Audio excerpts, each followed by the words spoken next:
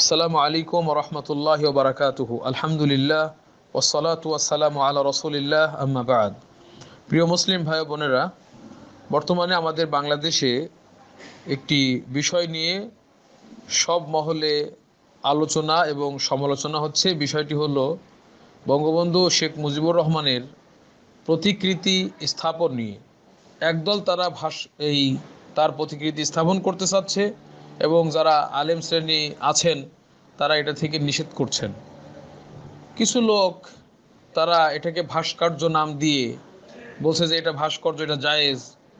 তো আসলে এটা জায়েজ না জায়েজ এই বিষয়গুলি বাংলা শব্দ দিয়ে এটার হুকুম দেওয়া এটা চলবে না। কারণ মুসলিম যারা যারা নিজেদেরকে মুসলিম দাবি করে, সকল বিষয়গুলিকে তাদেরকে ইসলামের আলোকে বুঝতে হবে। প্রথমে আমাদেরকে জানতে হবে যে এই ধরনের কাজটাকে আরবিতে কি বলা হয়েছে। আমরা যে শেখ মুজিবুর রহমান বা আরও কারোর প্রতিকৃতি যে আমরা স্থাপন করব, মানে তার মতো করে একটা তৈরি করে আবার স্থাপন করব, এটাকে আরবিতে কি বলে দিয়ে আরবিটা জানার পরে সেটার বিষয়ে ইসলাম কি বলেছে সেটা আমাদেরকে বুঝতে হবে। তাহলে ঝামেলা শেষ। ভাস্কর্য নাকি মূর্তি নাকি অন্য কিছু, এটা আমাদের দেখার বিষয় না। আমাদের দেখতে হবে যে এটাকে আরবিতে কি বলে। তো আমরা যদি লক্ষ্য করি তাহলে দেখতে পাবো এটাকে আরবিতে বলে তিমসাল।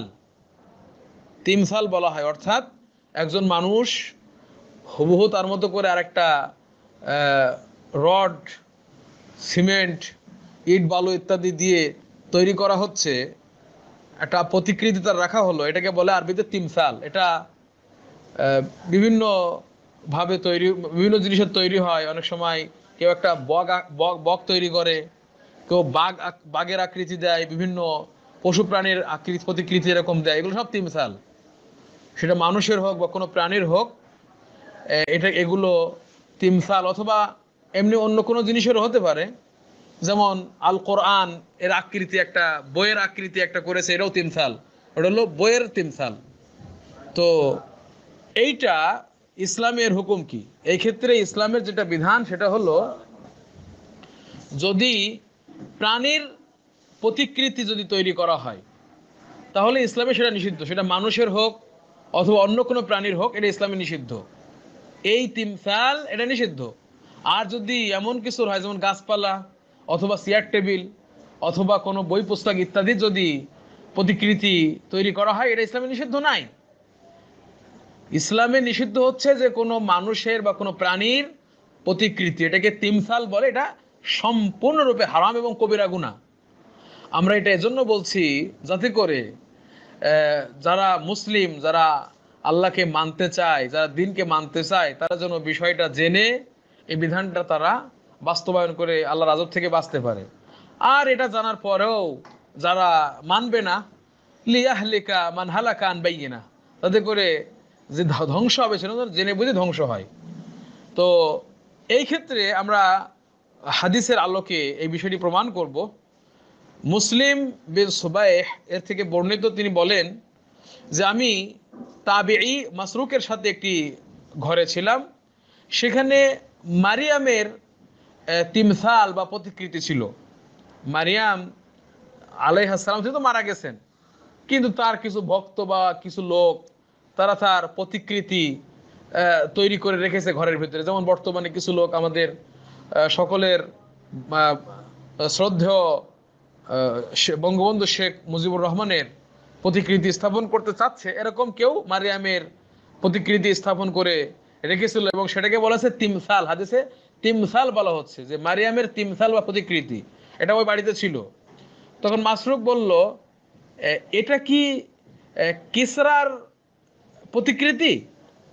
কিসরা মানে পারস্য শাসানীদের যে সম্রাট থাকতো তাদেরকে বলা হতো খসরু বা কিসরা। পারস্যদের বাদশাদেরকে এটা বলা হতো। প্রথম যে কিসরা বা খসরু, তার নাম ছিল আনুশেরওয়ান। তো মাসরুক যেহেতু জানে না এবং সেটা মহিলার না পুরুষের ভালো বোঝাও যাচ্ছে না, তো উনি জিজ্ঞাসা করলেন যে এটা কি কিসরার কি কোনো প্রতিকৃতি, তিমসাল? তখন মুসলিম বলছে যে না, এটা মূলত মারিয়াম আলাইহিস সালামের প্রতিকৃতি। তখন মাসরুক বললেন এটা দেখে যে জেনে রাখো, আমি তো আব্দুল্লাহ বিন মাসউদ রাদিয়াল্লাহু আনহুকে বলতে শুনেছি, আল্লাহ রাসূল সাল্লাল্লাহু আলাইহি ওয়াসাল্লাম বলেছেন, ইন্না আশাদ্দান নাসি আযাবান ইয়াউমাল কিয়ামাতি আল মুসাউবিরুন। কিয়ামতের দিন সবচেয়ে কঠিন আযাব প্রাপ্ত হবে ওরা যারা এরকম আকৃতি তৈরি করে। এটা মুসনাদে আহমদের হাদিস, সহিহ হাদিস। চিন্তা করুন, এই হাদিসের আলোকে, আল্লাহ রাসূলের হাদিসের আলোকে মাসরুক তিনি বলে দিলেন যে এই যে প্রতিকৃতি তৈরি করা হয়েছে, তা মাসরুক একজন তাবেঈ, তিনি সালাফ। আর আমাদের কোরআন এবং হাদিস বুঝতে হবে সালাফদের বুঝ অনুযায়ী। কে কে কে কোন দিকে আছে, যারা জীবনে মাদ্রাসার বারান্দায় পা দেয় না, ইসলাম সম্পর্কে জ্ঞান নাই, আন্দাজে একটা বলে দিবে আর সেটা গ্রহণ হবে, বিষয়টা এমন না। এখানে আল্লাহ রসুলের হাদিস থেকে একজন তাবেঈ তিনি প্রমাণ করলেন যে এটা নিষিদ্ধ, যে কাজটা হয়েছে মারিয়ামের যে প্রতিকৃতি তৈরি করেছে এটা হারাম কাজ, এদের যারা তৈরি করেছে এদেরকে আযাব দেওয়া হবে। আচ্ছা, অন্য একটা হাদিস আমরা শুনি। হাদিসটি আবু তালহা রাদিয়াল্লাহু আনহু থেকে বর্ণিত। তিনি বলেন, আমি রাসূলুল্লাহ সাল্লাল্লাহু আলাইহি ওয়াসাল্লামকে বলতে শুনেছি যে লা তাদখুলুল মালাইকাতু বাইতান ফি কালবুন, ওই বাড়িতে ফেরেশতারা প্রবেশ করে না যে বাড়িতে কুকুর আছে, ওয়ালা সূরাতু তামাসিল, এবং যে বাড়িতে প্রতিকৃতির ছবি, এভাবে তিমসাল কোনো প্রাণীর বা কোনো মানুষের প্রতিকৃতি তার ছবি যেখানে আছে। একটা হলো সরাসরি প্রতিকৃতি, অর্থাৎ যেমন উদাহরণস্বরূপ শেখ মুজিবুর রহমানের যে প্রতিকৃতিটা এখন স্থাপন করা হবে এটা হলো তিমসাল। আর ওঠার আবার প্রতিকৃতির ছবি, সরাসরি প্রতিকৃতি না, প্রতিকৃতির ছবি যদি কোনো জায়গায় থাকে সেখানেও ফেরেশতা ঢুকবে না, প্রতিকৃতি দূরের কথা।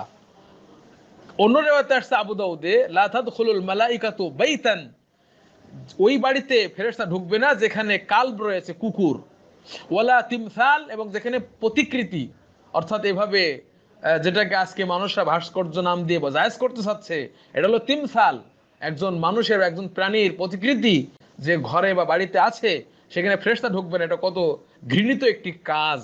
শেখ মুজিবুর রহমান, বঙ্গবন্ধু শেখ মুজিবুর রহমান ইসলামের জন্য অবদান রেখেছেন এবং তিনি মুসলিম ছিলেন, সুতরাং তার মৃত্যুর পরে তার এইভাবে প্রতিকৃতি তৈরি করতে দেওয়াটা এটা আসলে উচিত হবে না, এটা অন্যায় কাজ। যারা, যদিও উনি গুনাহগার হবেন না, কিন্তু যারা করবে এরা চরম গুনাহগার, কবিরা গুনাহ সংগঠিতকারী, এবং এরা কিন্তু কিয়ামতের দিন কঠিন আযাবের সম্মুখীন হবে। আর একটা হাদিস আমরা শুনবো যে আয়েশা রাদিয়াল্লাহু আনহা বলছেন যে আয়েশা রাদিয়াল্লাহু আনহা তিনি তার বাড়িতে যে আলমারি ছিল, এই আলমারির পর্দা তৈরি করেছিলেন তিনি এমন একটা কাপড় দিয়ে, যে কাপড়ের ভিতরে কিছু প্রাণীর প্রতিকৃতি ছিল। তাহলে আমরা বুঝলাম যে তিমসাল প্রতিকৃতিটা দুইভাবে হতে পারে, একটা হলো অঙ্কন, যেমন কাপড়ে এখানে আঁকিয়ে রাখা হয়েছে, আর একটা হলো তৈরি করা, যেটা ইট, বালু, সিমেন্ট ইত্যাদি দিয়ে, বিভিন্ন মমি ঠমি ইত্যাদি দিয়ে যারা তৈরি করে, এটাও তিমসাল, এবং কাপড়ে যেটা আছে এটাও তিমসাল। তো এভাবে সেখানে কিছু প্রাণীর প্রতিকৃতি এই পর্দার ভিতরে ছিল। তো আল্লাহ নবী সাল্লাল্লাহু আলাইহি ওয়াসাল্লাম খুবই রাগান্বিত হলেন, তার চেহারা বিবর্ণ হলো এবং তিনি ওটা ছিঁড়ে ফেললেন। ফাহাতাকাহু, আর নবী সাল্লাল্লাহু আলাইহি ওয়াসাল্লাম ছিঁড়ে ফেললেন। তো আয়েশা রাদিয়াল্লাহু আনহা তখন কি করলেন, ওইটা দিয়ে আয়েশা রাদিয়াল্লাহু আনহা দুইটা নুমরুকা, অর্থাৎ বসার জন্য, মানে দুটা বসার জন্য সিট মতো তৈরি করলেন, যেখানে বসা হবে এরকম তিনি তৈরি করলেন। আয়েশা রাদিয়াল্লাহু আনহা বলছেন যে এটা বাড়িতে ছিল, ওর উপরে বসা হতো। তাহলে এরকম যদি প্রতিকৃতি বা এরকম ছবি থাকে, তাহলে সেটা দিয়ে যেগুলো পাছার নিচে দেওয়া বা পাপোশ বানানো, সেখানে এগুলো চলবে, কিন্তু এভাবে টাঙিয়ে রেখে সম্মান প্রদর্শন বা ইত্যাদি এগুলো চলবে না। যেমন আমাদের নবী সাল্লাল্লাহু আলাইহি ওয়াসাল্লামের আদর্শ থেকে এটা আমরা পেলাম। অন্য আরেকটা হাদিস আমরা শুনবো। আয়েশা রাদিয়াল্লাহু আনহা তিনি বলছেন যে আমি আল্লাহ নবী সাল্লাল্লাহু আলাইহি ওয়াসাল্লামের জন্য একটা বালিশ তৈরি করলাম, তার ভেতরে অনেক বিভিন্ন তোলা টোলা ইত্যাদি দিয়ে, আর ওই কাপড়টা যেটা ছিল সেই কাপড়ের উপরে ছিল হলো প্রতিকৃতি, কোনো প্রাণীর প্রতিকৃতি ছিল। তো আল্লাহ রাসূল সাল্লাল্লাহু আলাইহি ওয়াসাল্লাম আসলেন, এসে দরজার মাঝখানে দাঁড়ালেন, দরজার মাঝখানে, এবং তার চেহারা বিবর্ণ হলো। তিনি বললেন, তখন আমি বললাম যে কি হয়েছে আল্লাহ রাসূল, আমরা কি অপরাধ করলাম, আপনি মন খারাপ করে আছেন? তখন রাসূল বললেন যে এই বালিশ কেন? তো আমি বললাম যে এই বালিশ তৈরি করেছি, আপনি ঘুমাবেন, ওর উপরে শয়ন করবেন। তখন আল্লাহ রাসূল বললেন, আমা আলিমতা, তুমি আমা আলিমতি, তুমি তুমি কি জানো না আন্নাল মালাইকা লা তাদখুলু বাইতান ফি সূরা, ফেরেশতা প্রবেশ করে না ওই বাড়িতে যে বাড়িতে ছবি আছে।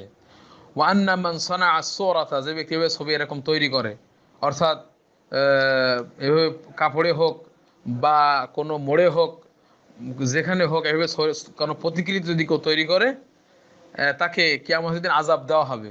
তাকে বলা হবে আহইউ মা খালাকতুম, তোমরা যেটা তৈরি করেছো এটা জীবন দাও এখন। এটা কিয়ামতের দিন আল্লাহ বলবেন, এটা বুখারীর হাদিস। এভাবে আরও অনেক হাদিসে এসেছে। তো এজন্য এগুলো সম্পূর্ণরূপে নিষিদ্ধ, সেটা ইবাদত করা হোক বা না হোক।